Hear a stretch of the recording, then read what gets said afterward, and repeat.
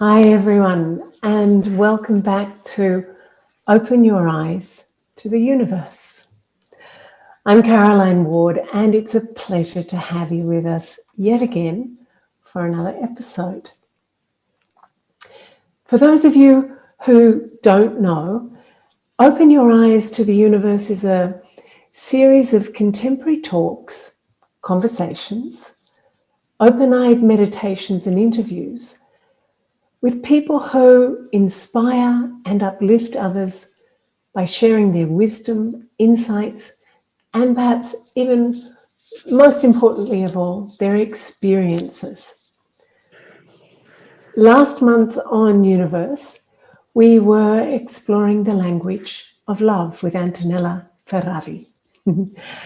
Tonight we're in the company of Simone Ernst and Marie-Lisette Derks in a conversation titled A Life Beyond Belief. So it's a kind of double-edged sword. There's two meanings. So how do you get to a life that's beyond belief, but also going beyond our beliefs? So we're going to explore that tonight because we can see we live in a world that is becoming more and more divided. So much of what keeps us feeling separate and alone, anxious, depressed, afraid, or feeling superior or inferior, so often it's simply to do with our beliefs. We have this sort of dogged adherence to them, which have meant very often we stop even listening to others. We stop listening to, we stop engaging with, and we stop being open to people who think differently from us. And of course, now we know social media, with all its algorithms, just feeds us people who think like us, things that we're comfortable with, ideas that support our ideas. And so we get more and more narrow and more fixed in what we believe, what we think is truth. But a belief is just something we're habitually committed to. It's not necessarily a truth. And when we hold it like a truth, anyone who doesn't think the same as us is wrong. And then they become, in many ways, sort of a threat or an enemy. So tonight we want to explore what it's like when we do the work to move beyond believing, when we're more open, when we're more able to connect and expand our worlds by engaging with others. So if we want a beautiful life, a free life, and lives that are full of joy and love, then opening our minds and our hearts to all kinds of ways of seeing and being in the world will support us in doing that. So I am extremely happy to be able to welcome Down Under to our Australian, or mostly Australian audience, and New Zealand as well. But I know that we have people from all over the world tuning in. Our special guests today are two very old friends of mine from Europe. German-based Simone Ernst is an entrepreneur. So she's a businesswoman who began studying and practicing Raj Yoga meditation in 1983. So that's almost 40 years ago. She not just works, her work in the world, probably is a good way to say, is in feminine pedagogy. And she supports women who want to live their feminine spiritual values. So she will be joining us tonight from Germany. It's early in the morning there. And from Holland, from the Netherlands, we have Marie-Lisette Derks. And Marie-Lisette is an art therapist and has been a daily practitioner of Raj Yoga meditation for 33 years. Activating awareness and personal development are central to her life. Spirituality and its application in her daily life have provided her with many new possibilities, insights, and experiences. So just a reminder before I hand over to Simone and Marie-Lisette that we always welcome your questions. We've got people pulling them in from YouTube and also from this Zoom connection. So please send them in and we'll sort through them and find a way to ask those questions on your behalf. Thank you to those who've already sent them in. And you can, if you're on Zoom, you can pop them in the chat box and we'll ask them in the Q&A after the meditations and the conversations. So I'm going to invite, first of all, Simone to share with us a little bit your story, your background, your journeying in this last 40 years and what it means for you to start to live beyond the structure of belief. So welcome and thanks for joining us so early in the morning. Thank you so much. Good evening, and thank you so much for inviting me. That's very nice. Yeah, my journey starts really early in my life. I think I was 21 and I was searching for a group or a community which is really doing really positive things in a way that I can change my old thoughts. So I felt there was a lot of injustice in my life and I want to break out from that. I want to have a life really full of joy and maybe of spirituality. And I start this searching and I met a friend here and there. And once a day, I got an invitation to a special course and I went there and really I found something which changed my old beliefs totally. After the seminar, I went for a course for some weeks. And after that, I felt totally liberated. One point, the main point for me was at that moment, I be responsible for my own life. It called karma. And this brought me to a level of responsibility for my life and for my thoughts. And in that moment, I felt really that I come back to my own self. I was not judging someone for things which is happening in my life. I noticed that step by step, I become more and more a liberated person, a soul who is really able to design their own life. And it was not happening in a minute. It needs some years, of course. From that moment, I felt I was really me. And that's the best thing which could happen in my life. So this was the first point when I start my spiritual journey. And now, some years, some centuries ago,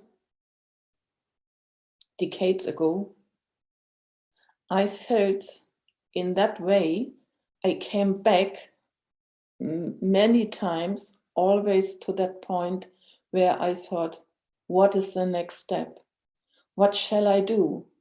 And there was a phase where I really searched again for something which brings me to a next level. And it was very interesting. I met different persons. I learned something differently. And step by step,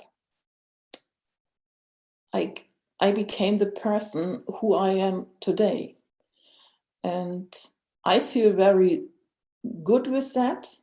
It's not the end of my journey. Of course, I'm looking here and there again for something which is really interesting and which is really connected with me. And that's the point in my life where I am now.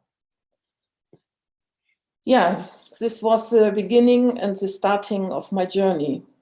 It was a wonderful time, and I hope I will have some time more for that. Beautiful. Thank you, Simone.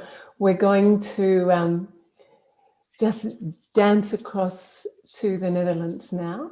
But I do want to say, first of all, a really huge thank you to Simone, because, you know, your world where you teach and you share and facilitate is usually all in German. Yeah. And you have taken the courage and the generosity to be with us tonight.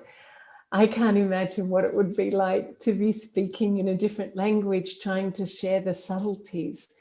And I know that you have this capacity through your energy to kind of get the point through. And I just love your willingness and generosity. So I wanted to say that. Thank you very much. So we're going to come back to you in a sec. But Marie-Lisette, welcome. You're over in The Hague, in the heart of the land of global universal justice, apparently. Yeah. So lovely to have you with us. So why don't you share a little bit too about how the topic sits with your journey so far? Yeah. Also, thank you for having me with you. I think to go to Australia physically now is not a possibility. But to fly there via the internet is a beautiful chance to meet. And indeed, I'm in a country and in a city where peace is highlighted. I live around the corner of the Peace Palace, and I'm daily reminded of the importance of peace. And I think when I started the spiritual journey, it was for me like discovering the meaning of a lot of things.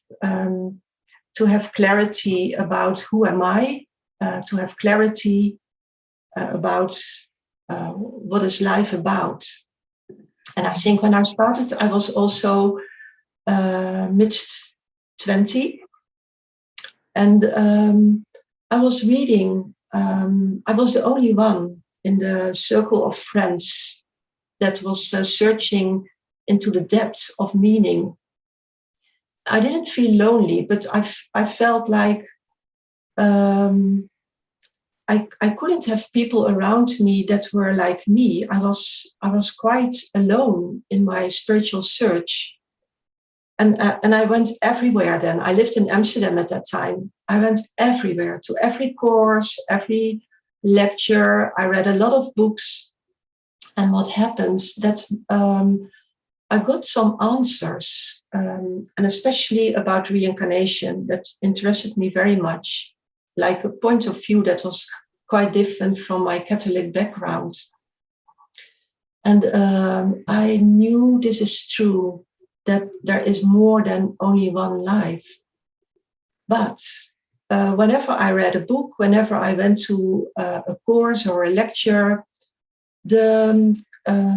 the beliefs underneath were quite different and contradictory at many times. So it also could be confusing, that when you want really to know meaning of life and meaning of self, how can I believe what is true? When in one book or in one lecture this is said and the other book is saying something else about one topic as reincarnation. So then my search for clarity started, And I'm very happy when I look back to this, that I had a certain power of discernment still at that time, that I could very quickly decide, do I continue here or do I leave? And one or the other thing happened that I had to leave because I saw things happening that were not congruent, not in line with what they preached. So it was, the action was different than what they spoke about. And then I left. And at some point, I came to a center of Brahma Kumaris, and then I had I got some clarity, and I had a sentence in my mind as this makes sense. And it was really in English that I thought this, although my language is Dutch, but I thought in English, it makes sense. And for me, in this word, sense, it's like I can understand, and at the same time, I can feel it. It's like resonating with a deep inner feeling of, yes, this is clear, and I can follow the direction in thinking, in understanding, and then it goes further, of course. It's not only knowing, but it's like also practicing. And for me, that is very important, that I can practice what I learn. So yeah, I also remember it as a time of joy, to have this search in my life, and to get the answers on many questions. That's great. Lovely. So thank you for the background, the both of you. I wanted to just share with those who are watching tonight, because we've had a couple of conversations about this topic. Mainly we thought to prepare, but we became very interested and we just kept going and going. And, you know, the famous saying these days, which is you just go down the rabbit hole and you get lost in a topic. And one of the things that we had talked about in our conversations is this idea of when you begin a new part of a journey, you need a kind of roadmap, or you need a container, something that holds you when you don't know the road, when you don't know the way. And in many traditions, and even as we grow up, right, we've got, you know, we grow up and we have our parents giving us that container, those boundaries, those sort of tracks upon which we can travel. And then we rebel against them at some point, mostly, or not necessarily. And when we become adults, we have to take what we've learned and somehow find our own way, our own lives. We have to grow up. That's the natural way of things. And sometimes that's the same thing in, you know, as a spiritual journey, where you begin and you, like you said, Marie-Lisette or Simone, you find these sort of ideas, you go, that makes sense. And you can just dive straight in and adopt a whole new, like you said, Simone, from one complete change in beliefs. And you go, yes, that works. And then at some point, there's a sort of renewal again, where you go through, you know, growing up as a child, as an adolescent, and then you have to become an adult within that too. How have you, do you find that as being true? This is a very beautiful idea in a book called Falling Upwards from Father Richard Rohr, who's a Franciscan Catholic priest. And he says the first half of life is very different from the second half, whether that's your spiritual life or your living life. So do you find it, both of you, 40 years and 33 years, there's been some challenges in having to confront any beliefs that start to not ring true anymore. And you go, oh, I have to face this. Over to you. Whoever wants to go first, just take it away. Yeah, I think you are really right.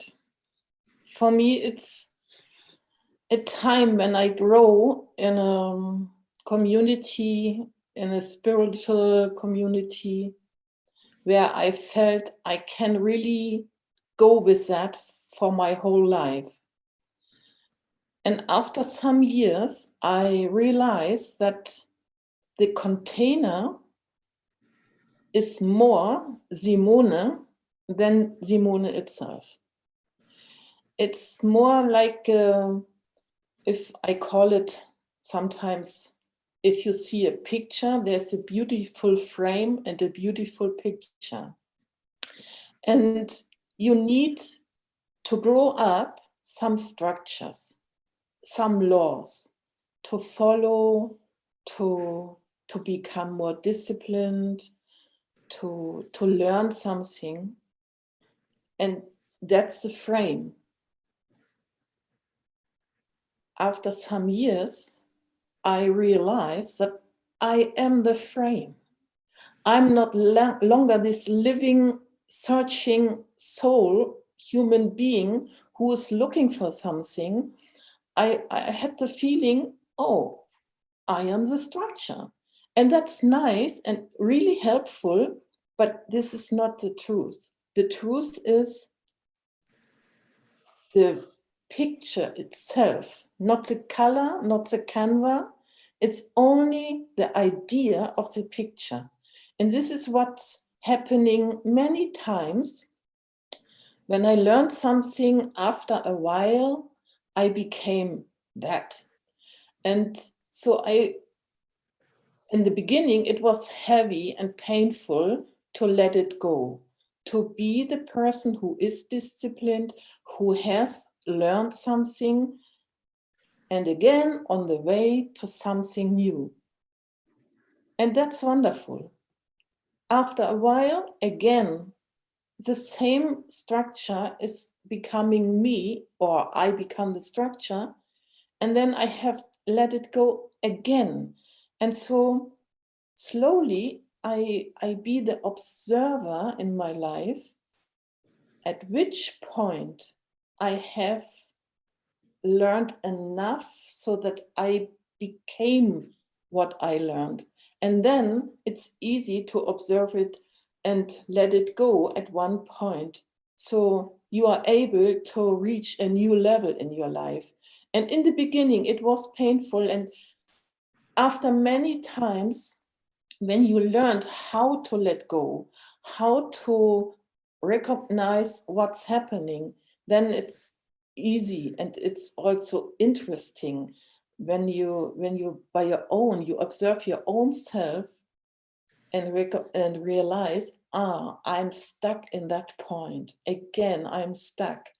And then you became very soft with yourself, very peaceful, and put your own self out of that and create something new for your life.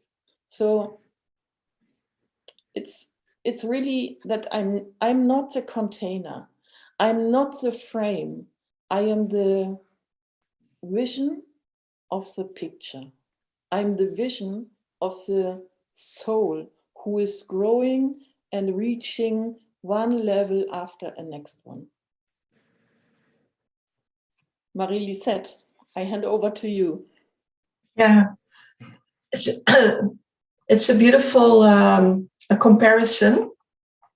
That there are two things, like the content and the thing that has built the content, and that you have to be free from the framework. And when when I was thinking about this subject of becoming free, because that's the aim, to stand on your own self, on your own feet, and not be dependent on something, what came up in my mind was also the scaffolds.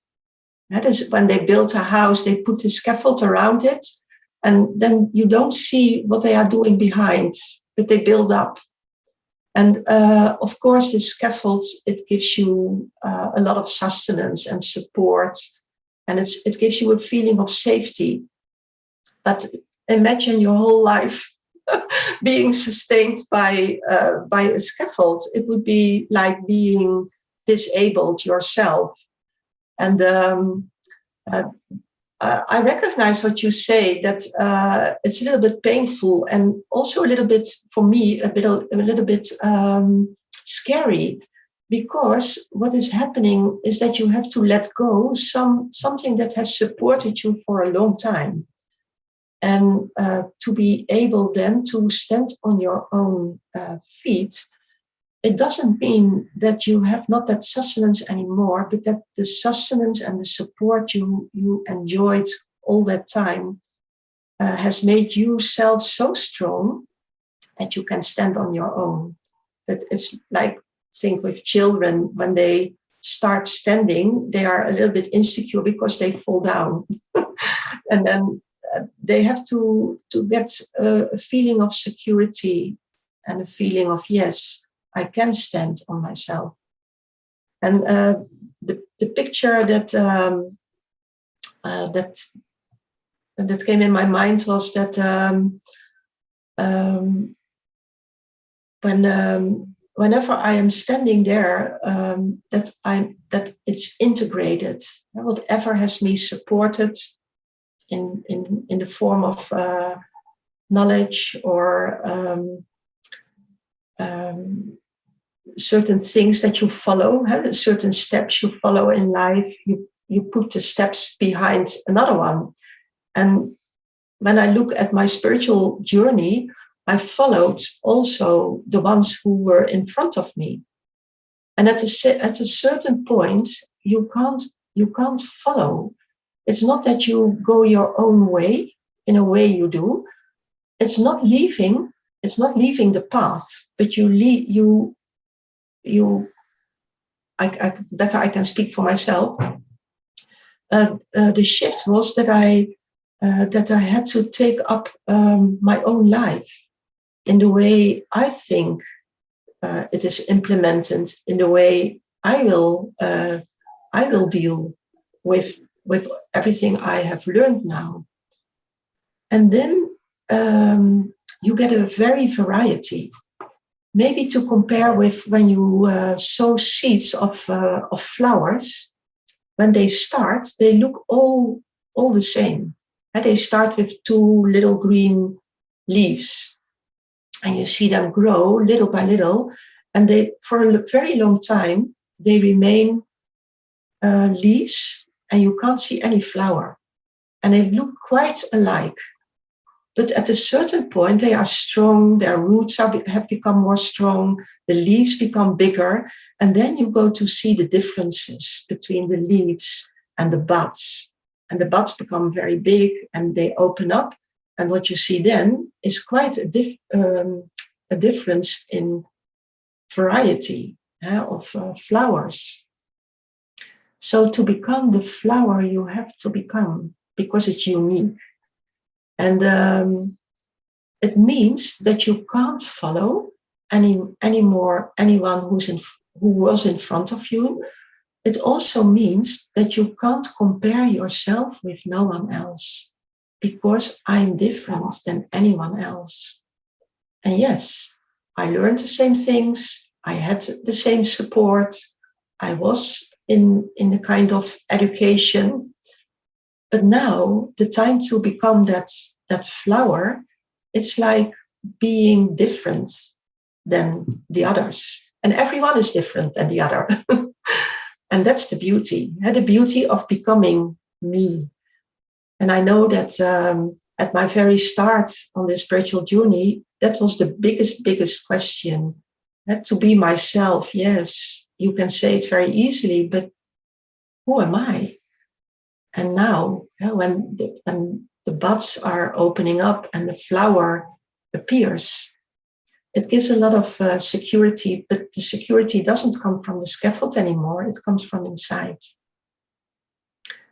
So maybe time to have a reflection, because in each of us there's something blooming, and actually this inner urge of being and expressing who you are is a very beautiful theme to acknowledge in the self. So let's have a few moments of silence, and the silence is also our background. Silence is also like a bottom of the soul where the seed is sown to become that beautiful flower. And I give some commentary in between, and let the silence speak to you. Let your inner world come up with some thoughts or inspiration. Because the seed is already sown.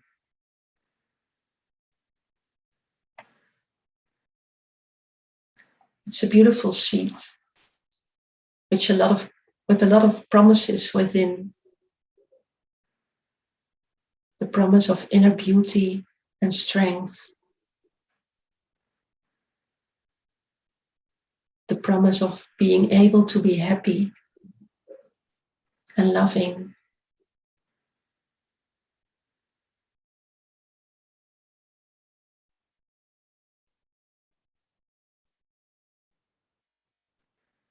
The seed inside is nourished by pure thoughts and feelings for myself.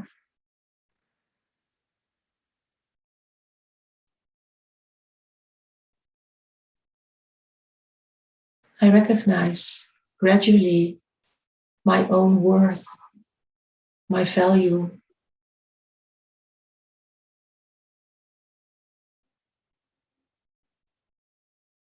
and to grow in the direction of the flower that I am.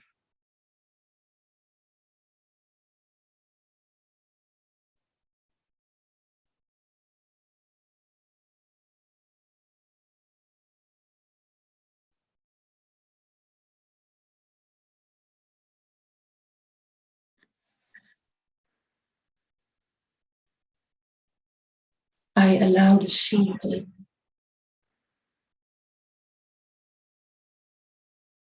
time and care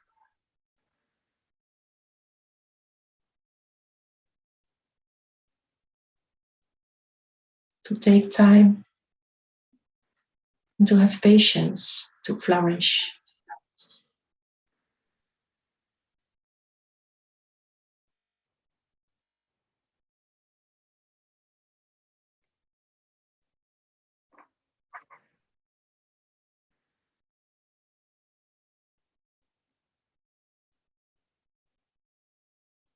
The only thing I have to do is to give it attention.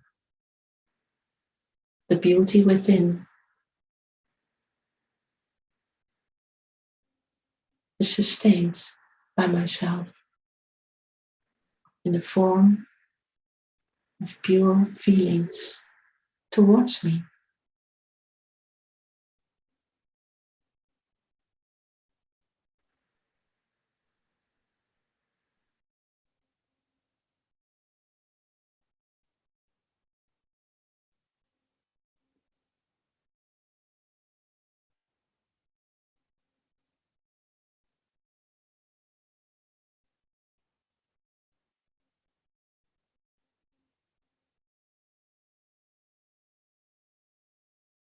As I grow, I discover my own uniqueness in color, in form, in outlook.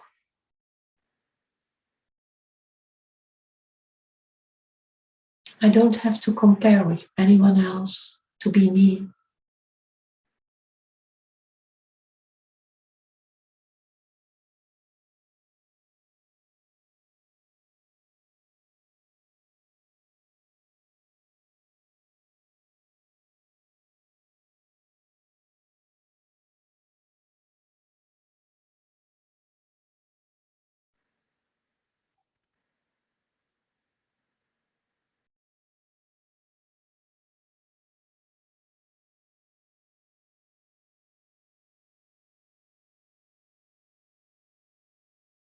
And I allow the flower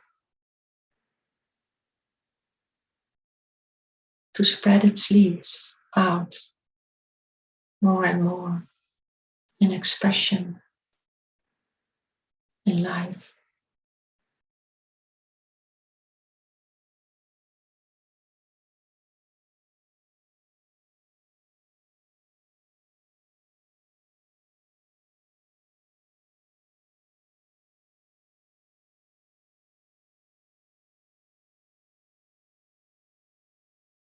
My roots are strong, and I can stand by myself.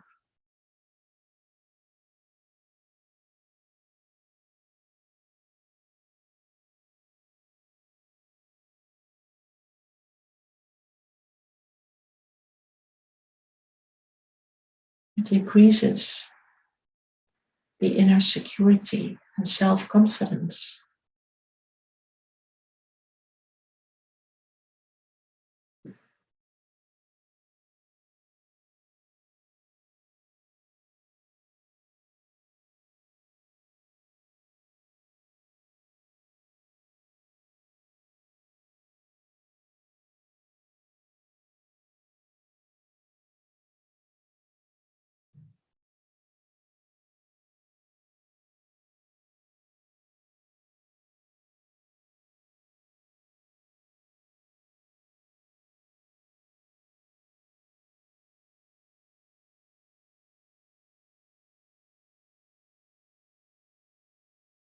In the stillness of my mind, I can observe how my life comes to expression from inside out.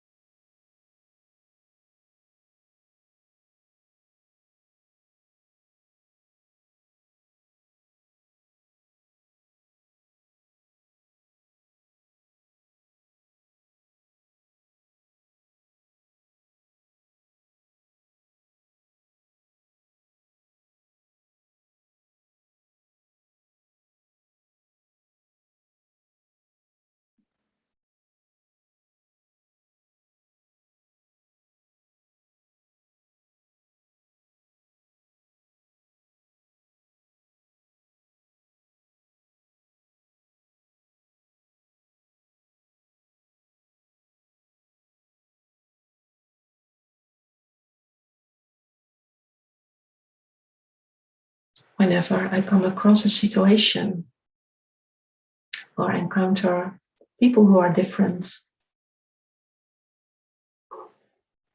I can rely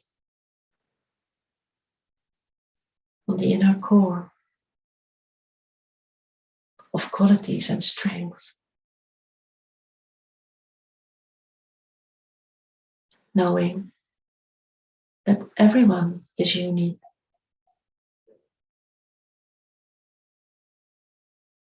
And that keeps my vision pure and respectful.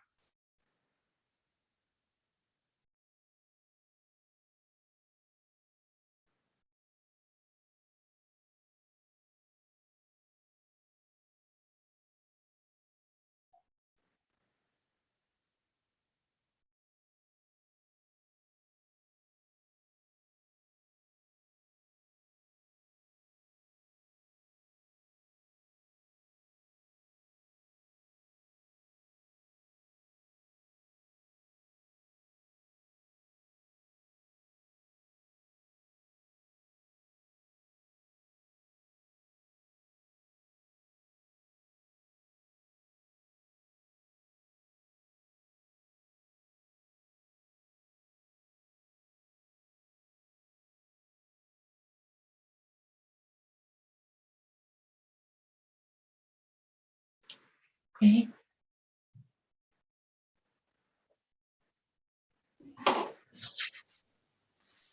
Really beautiful. Yeah. Really beautiful. I love this metaphor of the flower. And while I've thought about it before, but I've never thought how at the beginning they look all the same. That was really lovely to think. And then they must grow into what they're meant to become. They can't stay the same. Mm-hmm. It's their job. Yeah. So I wonder if you want to take up now. I think we've had half of our session full of poetry and beauty and ideas and concepts and big ideas, you know. And I wonder if we can take this second part into some practicalities. Like, I'm thinking in terms of beliefs. Is there anything wrong about having beliefs? How do you know when you are being limited by your beliefs? How do you know when beliefs are causing this conflict and divide? Can we ever get to a point where we don't have beliefs? And why would we want to? So, and how do we change them? Like, if we find they're hurtful, how do you change them? So I'm going to hand over to the two of you to, move in the dialogue for the next sort of 15 to 20 minutes in a very practical, personal sense. How do you unravel, a life that's bound up by believing, and is it possible? So over to you both. Mm-hmm. Thank you. Yeah, Marie-Lisette, I think in the beginning, maybe the first time when I realized that this structure is not longer supporting me in the way that I can grow more or I can go deeper to myself, I felt that many people around me were thinking about that I am going out of the structure, go over to the opposite, or that I don't like the structure. And this was not happening, not at a single time in my life. I don't like the idea of be here and go there and I'm on the opposite. So for me, it's more the belief that I can grow more, the belief that I can go deeper to myself. And the only thing what I want to do when I leave the structure or the beliefs, that I want to reach a new level for myself. And it's also a point where you don't know how to go and where to go and maybe who can support you. So how was it for you? Did you make the same experience? Yes. I think you give beautiful words to what you are doing. You look only to your grow, and that your grow is not against something else. Yes. And sometimes it feels like coming into conflicts, not from the side of wanting to grow. That's not a conflict, but it's leaving that what is giving you the feeling of being stuck, of not being able to grow further, and then you become in a very narrow space. Actually, it gives the feeling of being limited, like to have clothes that are too small for you. You grow. You grow, and the clothes you had are not the good size anymore. And then it's not that you are angry. No, you only want to have new clothes, and it's necessary. Otherwise, you feel you are limited in your progress. That's what I feel. I feel it exactly as you give words to it. Yeah. I remember when I leave some of the structures where I was in, that also I lost some of my friends, and I was struggling with that. So on one side, I miss them. On the other side, I don't want to be with them, and I were looking for something new or deeper or more interesting for me. So one day I heard the slogan, and this shifted my mind to the point I'm not looking for the friends where I lost. I'm looking now for more good people, friends, maybe women, where are on the same way like me. And when this was happening in my mind, really, maybe some days or weeks later, a person came into my life. And after a talk of half an hour, we recognize each other. And then I realized she's on the same way like me. So we could speak very openly and share our experience. And so this was a point where I was looking for people who are on the same way. And when I become more closer to them, also my old friends were also more lovely to me. They saw that I'm really on a good way. And so maybe this is also a good example to don't judge anyone around you for the beliefs, for the structure of thinking. It's only the way they are, and this is the way who I am. So this was really a good lecture for me to search for women and souls who are on the same way. Yeah. And did you feel that that it's labeled sometimes as a conflict? Yeah. It's not a conflict, but it's labeled as a conflict. And what I like in your story is that there's an insight after some time that you are not in a conflict, but that you are progressing or growing or developing your own inner world, expanding your own inner world. Yeah. We The have energy you spread, the energy around you is so interesting for other people. So they see, wow, she grows up and she's happy and joyful and also peaceful and not judging. And so it's not that I was looking for that, but I realized that they think also in another way about me. And of course, I felt some moments really lonely. But on the other side, in this time of loneliness, I grow also a little bit more. So I trust, and I have to learn to trust myself more and more. This was, that was also there.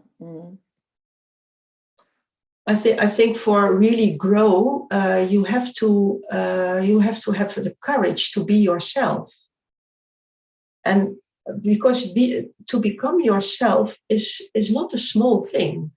And in Holland we have an expression. I don't know if I can translate it, but it means that you don't put your head above the.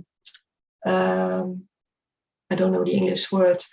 When grains have grown, they are very tall, and when you put your head above or beyond that level, okay. yeah. It's not allowed. Huh? So you are criticized, or you can't go forward, and that's forbidden in the eyes of others. So it really requires a lot of courage to do it, although it's criticized or condemned even. Yeah. I made the same experience, and it's also that my concentration and my focus was more on other people who are on the same way. I don't concentrate it, not always, but most of the time I concentrate of the other side. So not on people who are comparing, or who don't want to see me growing, or don't support me in my own way. So it was nice. There was also a woman who supported me and never judging. Always she was teaching me in one or another way, but never ever judging. And this is also something which I felt that was helpful for me, that if I can't go on, there's someone which maybe I can sit with her and talk to her in a normal way. And then maybe another thought, another idea came up in which way I can move on. So have good people, teachers around you who you trust and they trust you. This is also very important, I feel. Could be only one. If you have more, nice, but one is enough, I think. So it's very nice.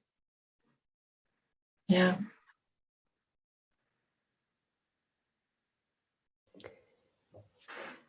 I have a question on that, which I think is really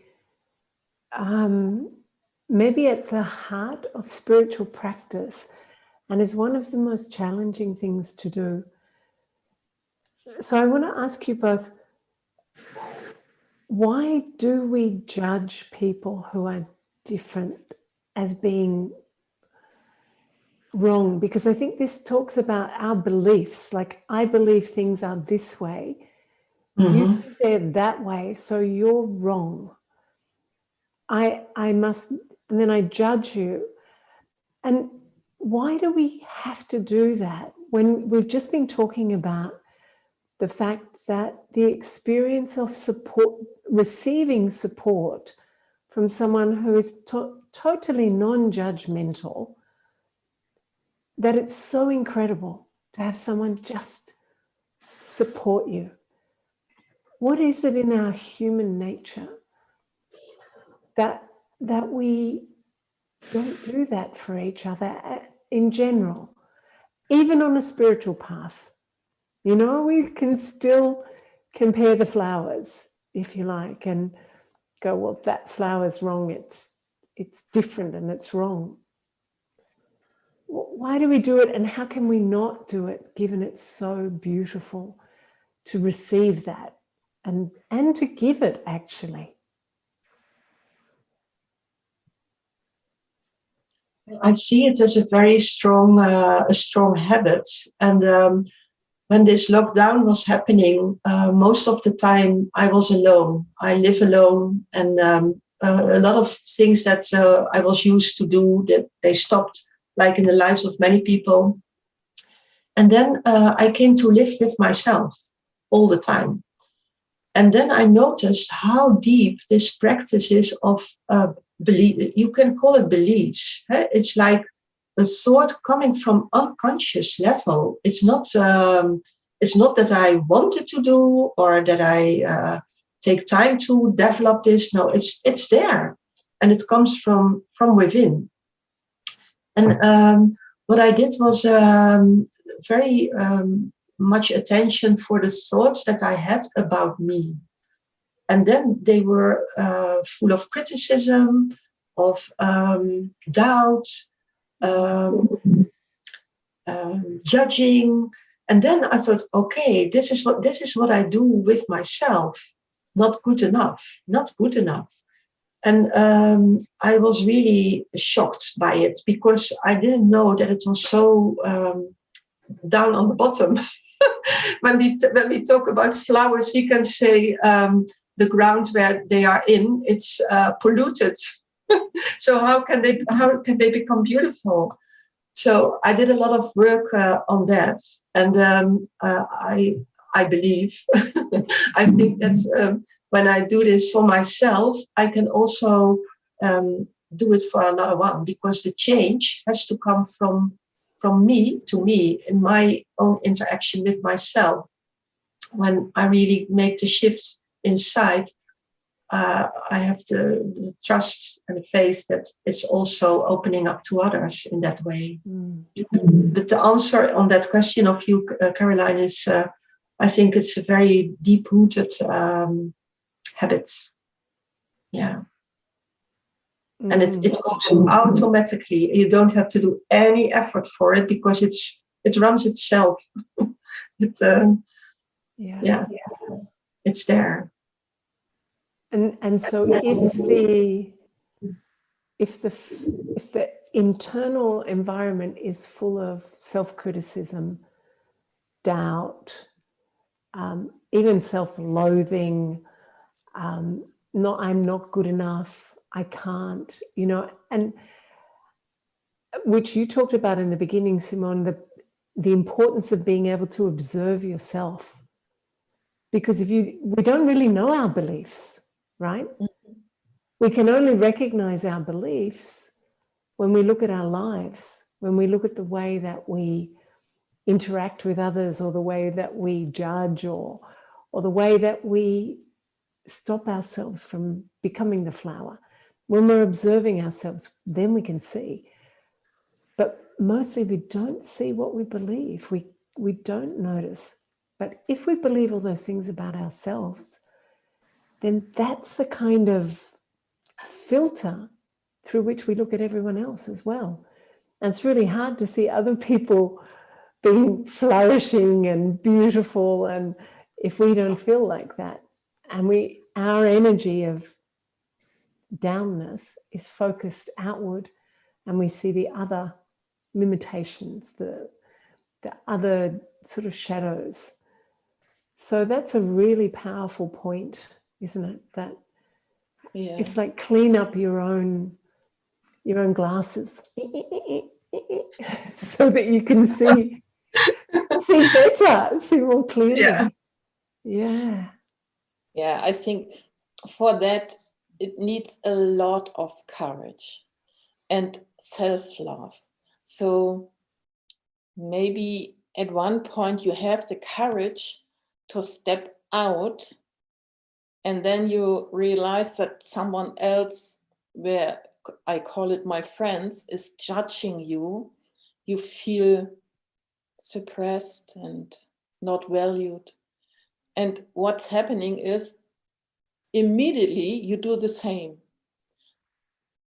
That's easier than to step back, think and do and say nothing, and think only about yourself. So it's easier to judge other ones.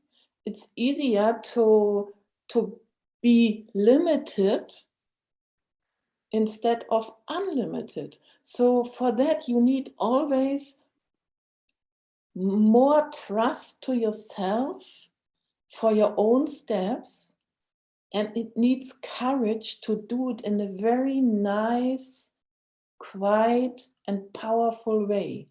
You need the power to say yes to yourself and to your own way. And also at these days, it is coming up so quickly that you judge. And when I realize what I have thought about maybe a person or a situation, I step back, say, please forgive me for my thought about the situation or about you. And then I realized, so this is not my way anymore. I trust to myself to live a life which is a bit different of the life from other ones, but it's only different. It's not better or not better, it's only different, and that's it. And I honor the life of other ones. So if I allow them to live in the way they want to live, I think they allow me the same. So for that, it needs courage, a lot, a huge amount of courage. And it's not always easy. Sometimes really there is fear behind, and loneliness and insecurity, but you know you have to go. You have to take the step to the next level, to your own inner being, which you know it's there, it wants to grow, it has to move on. And so for that you need courage. Yeah. Okay, so I think that's a good place to do our second reflection. And unless you want to lead us in your German English, Simone, in a reflection, I'm finding your English so fine. If you would like to, otherwise I can do it. But if I think that the topic and the words that you're sharing have so much energy in them. So if you want to just guide us a little bit for a few minutes. Okay. Yeah. Great. And Peter will give us a little bit of music in the background as well. So that's great. Everyone's used to your English now, so no problem. We love it. Courage.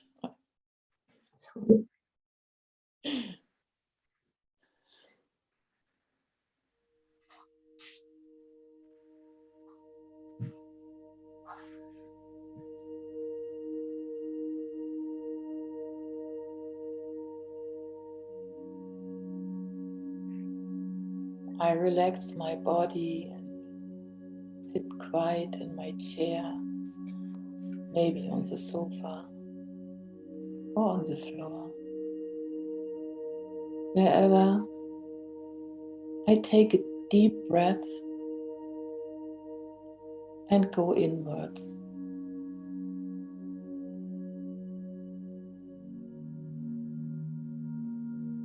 There's such a beautiful world inside.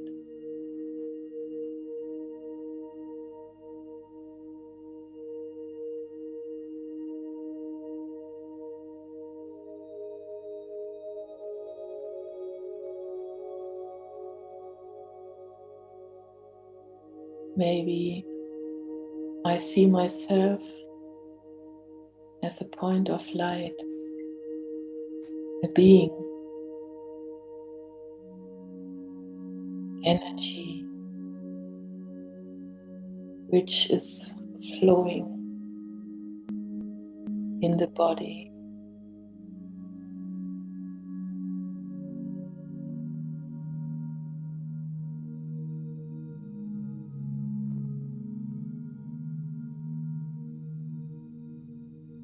And I will observe my body. The body is breathing, and some thoughts are there. I let it go and see the beauty, the light.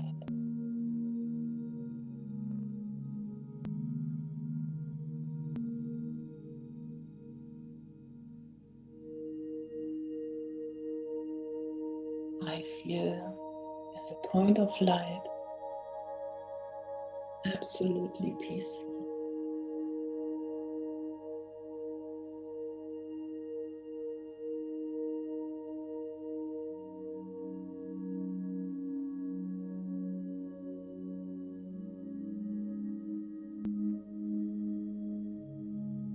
Peace surrounds me.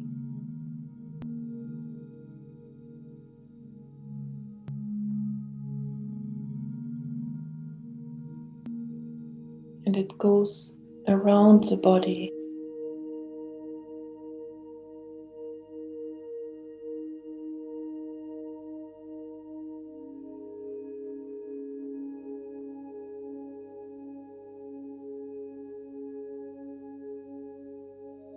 And in this moment of silence, I will ask myself a question.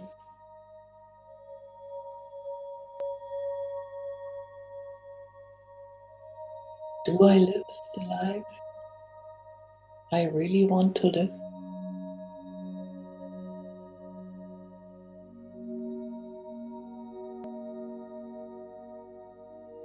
I'm really happy in my daily life with the person who I am.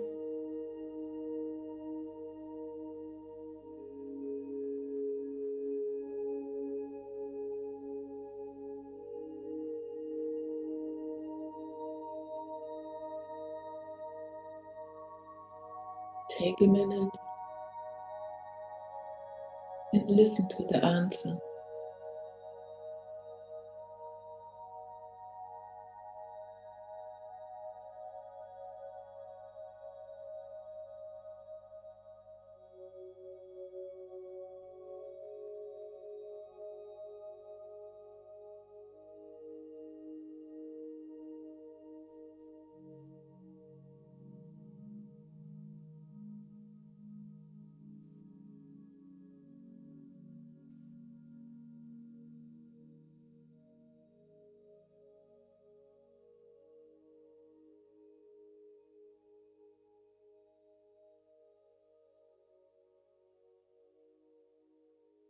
The answer of the question,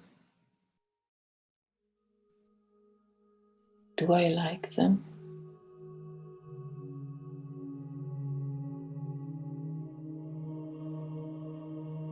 Do I love them?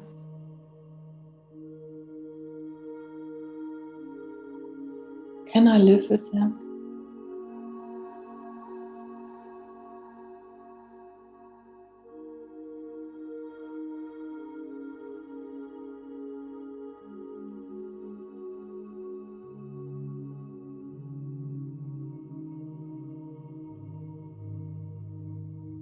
Listen carefully to your own self.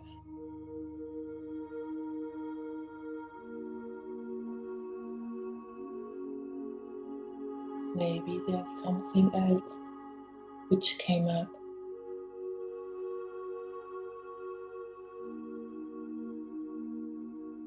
Maybe you can feel that you are on a step where you have to go. The next step.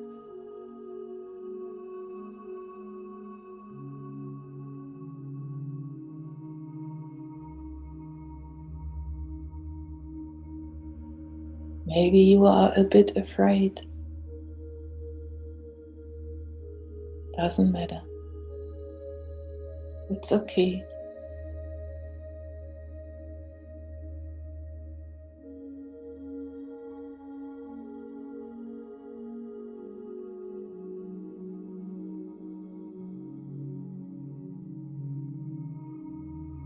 Your own love for yourself,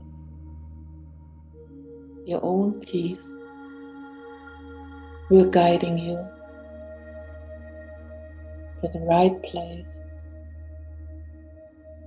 to the right character, to the right form of yourself. Embrace it.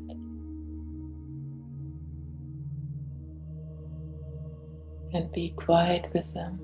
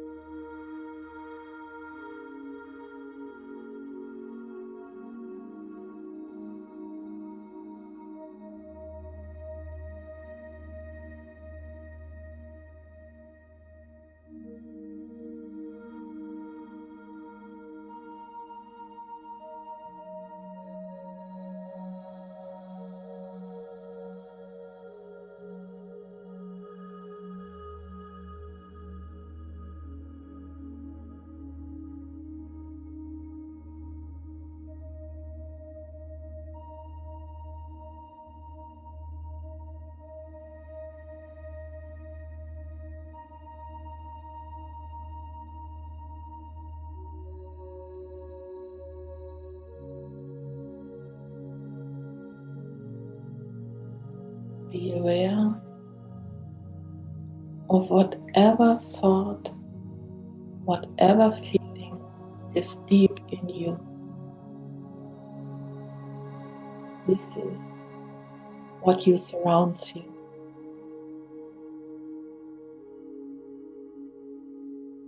And this is what you will attract from your own drama around you.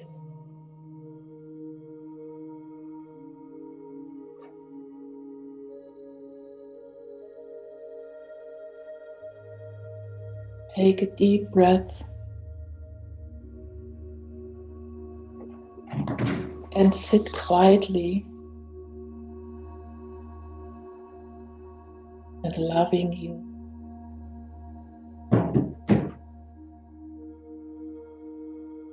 The peaceful you. You.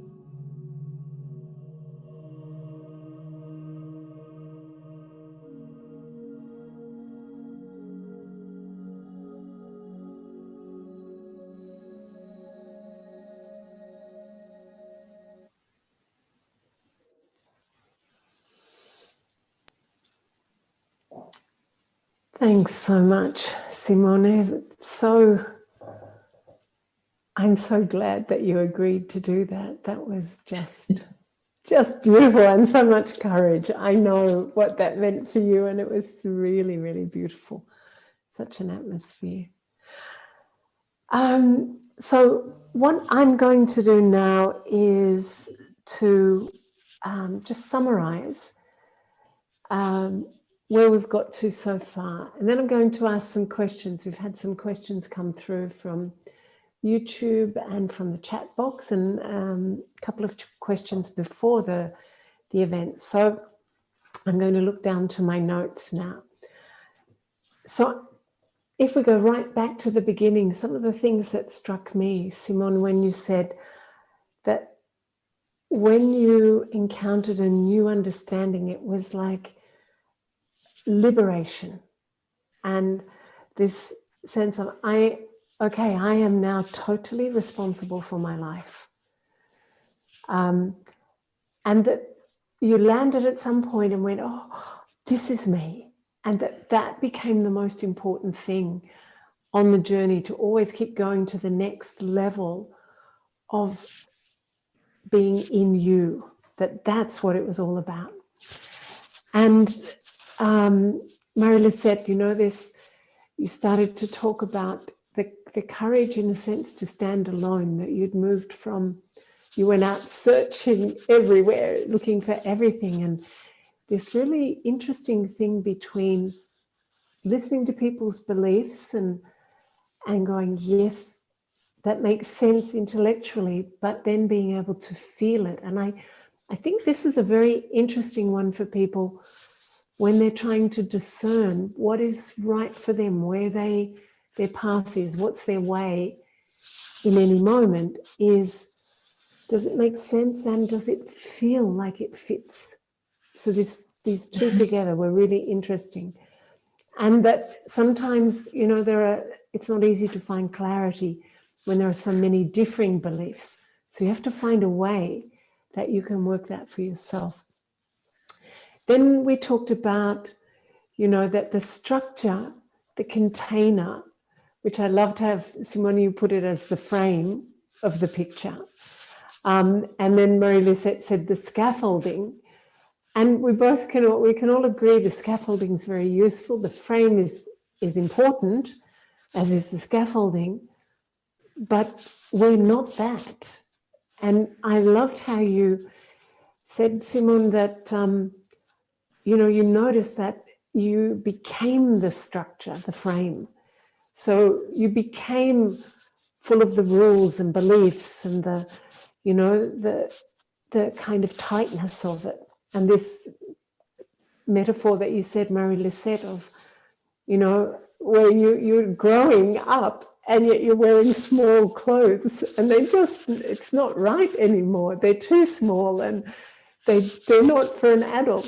They're a child's clothes. So that they're tight. And and that it can be painful when you realize that you identified as the scaffolding, or the container, the frame, and that the pain, it's painful sometimes to let it go. And then you talked about, but then if you keep observing and you notice more quickly the next time you've fallen into the trap. And then it becomes a kind of interesting game. It's a habit, but it becomes an interesting game. And Marie-Lisette, you said that something so true, it can feel very scary to let go of something that has supported you a long time. Any kind of belief can be scary or painful. When you stop believing in Santa Claus, that's so scary. The world starts to fall apart when that goodness is not true anymore. So whatever the beliefs are, that I will have my parents forever, then I find out it's not true. That's not a belief. Or that, people are always good, or whatever the beliefs are. But I have to then come back to something within me and find that. And I liked very much this idea that children are standing and then they fall, and then they stand and then they fall, and they have to learn to stand on their own. And this point you said, Marie-Lisette, about rather than, leaving the past, it's like you integrate it. It's not bad and it's not wrong and it's not over. I became who I am today and who I'm becoming because of that. So it's part of me, but I am not that. And I'm not staying behind. I'm moving, I'm growing. And then you took us to that beautiful meditation, which reinforced this idea of the seed and into the seedling, that all look the same, and then they must grow into this total self, full expression. And that in that point, when that happens, there's no more comparison. You can't compare, because they're all unique. And that when you start to see someone else who is different, who maybe does make you feel a little threatened, you can come back to that understanding that we're all unique.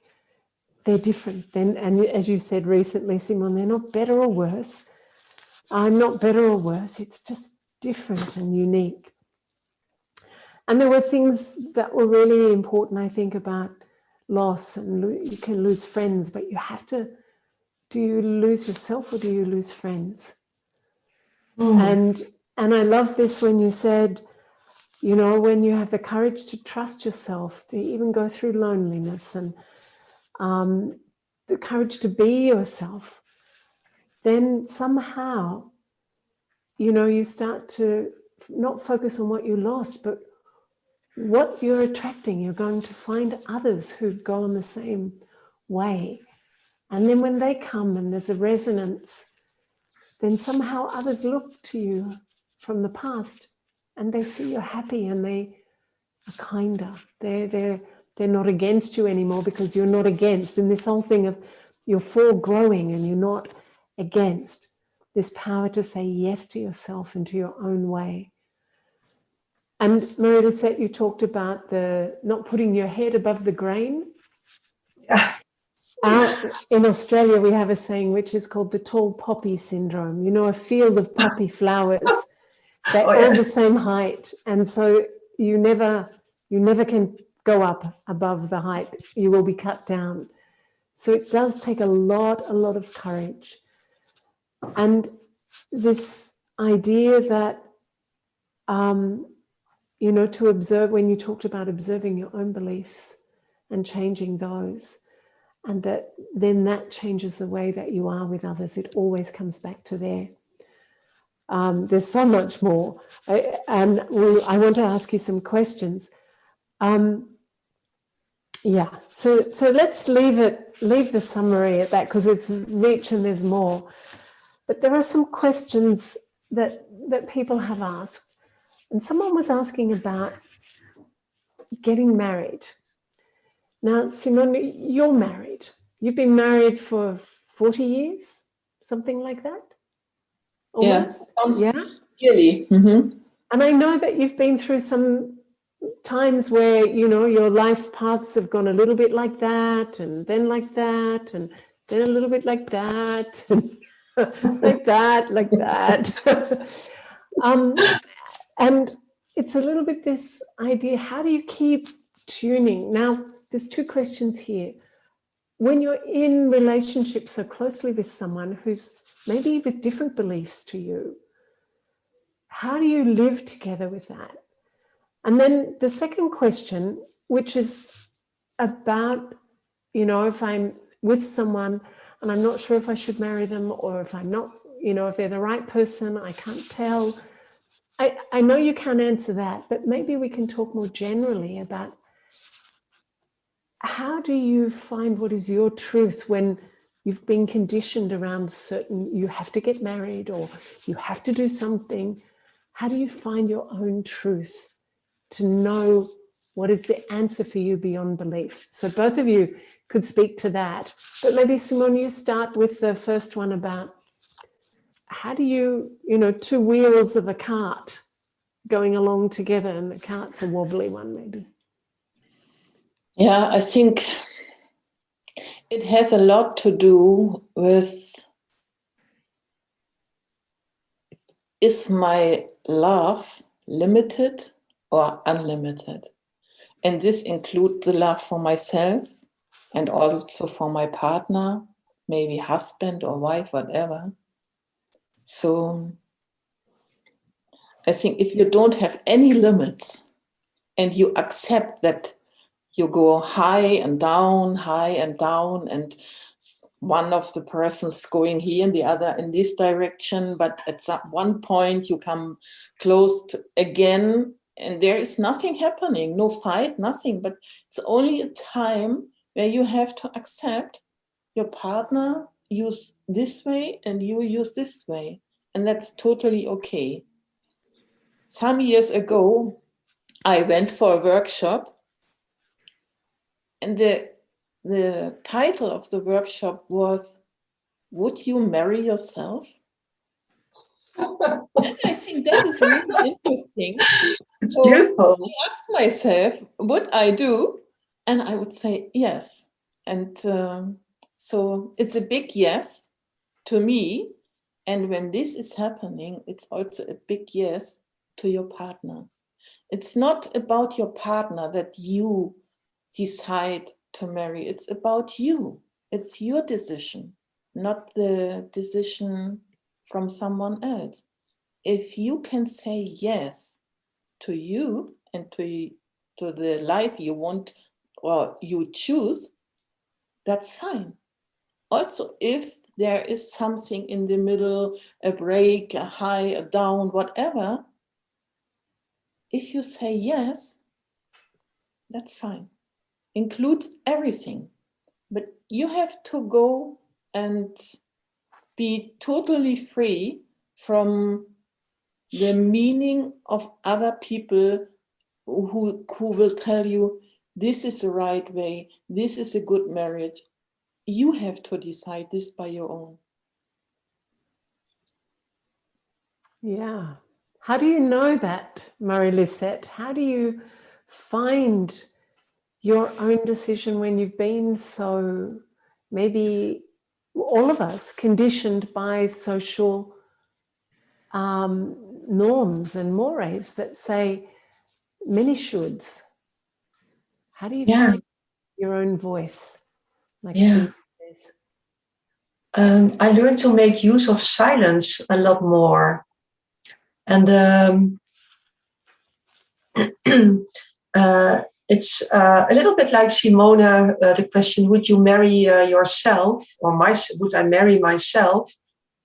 Is that I take the question really to me in depth, into a silence, and I ask myself. There's no should. When there is a should, I know it's always my mind, And my mind is full of convictions or beliefs, also of the past or from other people. And then I take it into my heart or into my silence. It means that everything is possible. Every answer is possible. Let me do some research. And the research I do not with my mind, so I don't allow myself to have many thoughts, because then I don't know. But I take the question into the silence. And that means that, okay, I put it there with me in the deep score of a very pure surrounding. And then I let it be there. And then maybe the answer pops up immediately, or I come to know a few days later, or I come to know when I wake up next morning. It's like the answer is showing itself to you. When you put it there in your silence, in your pure heart, in your core, then the answer will emerge. That's really my faith, and I practiced it a lot, and for me it works like this. And sometimes I have to wait, and waiting is also an answer. I have to wait until I know it. So yeah, and then not everything has to be solved immediately. And when I really don't know, and that's fine. So to not give myself too much pressure, because everything in our world nowadays is under pressure. It's immediately delivered. But some answers can't be immediately delivered. They have to take some time, like that seed again. It has to come out and in the truth. And I want to receive my answers from truth, that I don't how do you say it in English? Deceived. I don't want an answer that after 2 weeks I notice, oh, I was deceived by it. And it can't be an answer of anywhere or anyone, or from inside when I take pressure with it. Beautiful. Thank you so much, both of you. There's one more question, which is like it could be answered in 10 seconds or 10 hours. Okay? So I'm going to ask you to answer it in 10 seconds, each of you, because we have arrived at our closing time. And it is one of those questions that is the eternal question, comes from Isela Cachedo. And it's how to be more happy. Listen again to the silence. To our story. Listen again, yeah. I think to really become happy, you have to do a lot of inner work. It's not happiness doesn't come from outside. Yeah. Yeah, I would agree with that, and also do and think what makes you really happy. Feel it, and if that is not really feels happy for you, or the happiness is surrounding you, then leave it. Leave it for a moment, try it again at another point. So happiness is something which is really silent, and it's more the energy of your own being. Like, I don't know, it's only a feeling of that's it or it's not. So yeah. So again, I think we come back to knowing yourself and observing what it is that makes you feel happy, what your thoughts are, what your way of perceiving, your way of moving, of being present in the moment or in the future or the past. But you have to know yourself. And then you know the secrets. There's Yeah. not a formula, it's a work or attention, maybe. I have to say thank you both so very much for joining us this month in our universe. It's just been beautiful to have you both with us, and the meditations were glorious, and the depth and the wisdom and the lightness of this whole time together. Thank you so, so much for being with us. Thank you. It was really a pleasure to be with friends. And then at the meantime, I don't see all the others, but I feel a very beautiful, big circle with the same focus. Very beautiful. Yeah, lovely. Well, thank you to you both, and thank you all. As Marie-Lisette said, it's, you know, this conversation, we've had a couple of conversations just because we enjoy them before, but it's a totally different conversation tonight when the presence of all of you can be felt in this gathering, as online as it is, as invisible as it is, but the connectedness is very, very real. Thank you for your questions. Very thought-provoking in how to really live this life that is beyond belief, where we're free. We're free to be who we are beyond the conditioning. So we're going to put up some slides now on takeaway. And you might like to have a bit of a browse in our online bookshop, Eternity Inc. And this week this month, we're going to suggest that you might like to explore one of 3 sets of different inspiration cards that we have in the bookshop. Jan's going to put them in the chat on the Zoom, so you'll be able to, if you're on the Zoom rather than YouTube, you'll be able to have a look at those on the chat.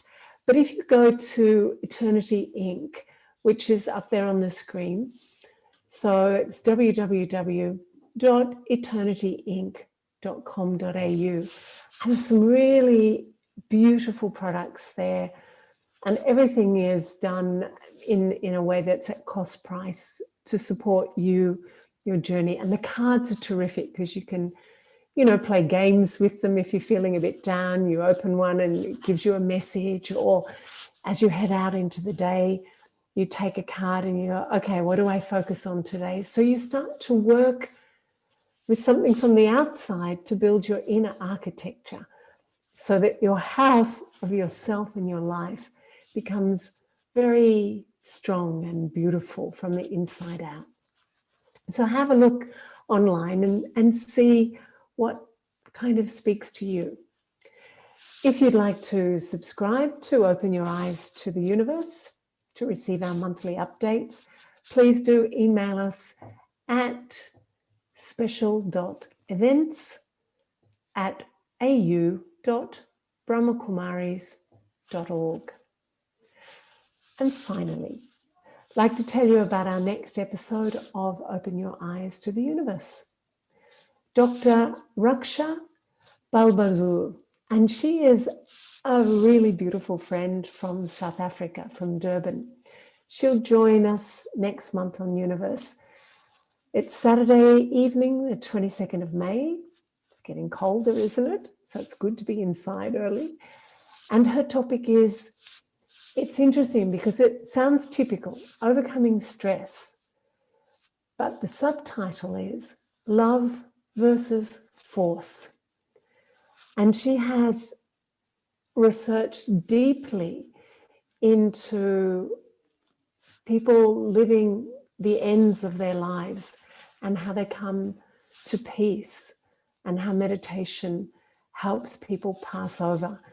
That's not what she's probably going to talk about, but the very fact that she's been there and explored potentially the most stressful times for individuals and their loved ones in a very intimate way will give us something to really kind of trust her depth of research.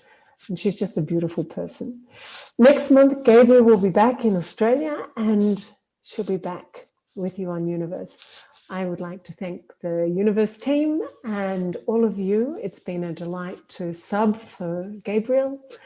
And until next month, when we're all together again, have a safe month, have a joyful month, have a month, whatever it is, and take care. Big hugs and see you next Youniverse. Om Shanti.